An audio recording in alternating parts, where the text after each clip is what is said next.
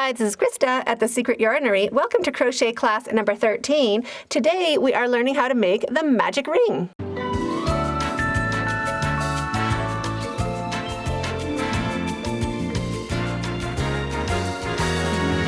Magic rings are great for getting rid of that little hole in the center of granny squares and other things like that. It makes a really tiny, tight center for your work. The trick to a successful magic ring is sewing in your ends when you're finished. You don't want your work to unravel. So I'll show you how to do that at the end of this video. To make a magic ring, lay your yarn over your non-dominant hand and just hold it down on your ring finger. Wrap it around your two fingers, making a little bit of an X. And then wrap it around the third finger, your ring finger, just holding it with your thumb. Now turn your hand over, put your hook side down, slide it underneath the short loop and on top of the long loop, and drag that long loop under the short loop.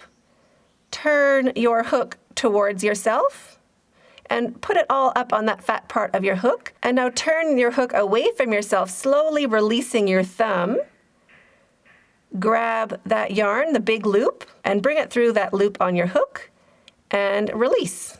There is your magic ring. And now you want to do whatever chain is called for in your pattern. And now do your stitches into the center of that ring and also going over your tail. And when you have finished, grab that tail that you worked over and shrink it down. Just pull it, and you can pull it nice and tight.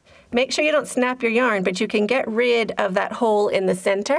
If you have a sharp tip needle, go ahead and use it. If you have a blunt tip, it's fine. Just make sure you go back and forth 3 times. So thread your tail from your magic ring onto your needle. And you want to look at the direction that yarn is coming from. So my yarn is coming from this side right here. So it's gone around in this direction. So I want to go back in the opposite direction. And I'm just going to go into those stitches so I can't see my needle anywhere. It's just through the center. So that is once. You can give it a pull, but not too much. You want it to still lay naturally. And then back down. And then one more time. So 3 times opposite directions and in slightly different spots. You don't want to go back and forth in the exact same spot. And that's the trick for making a successful magic ring. If you haven't joined and subscribed to this channel, go ahead and do that under this video right now. And thanks so much for hooking along. We'll see you in the next class, and stay hooked.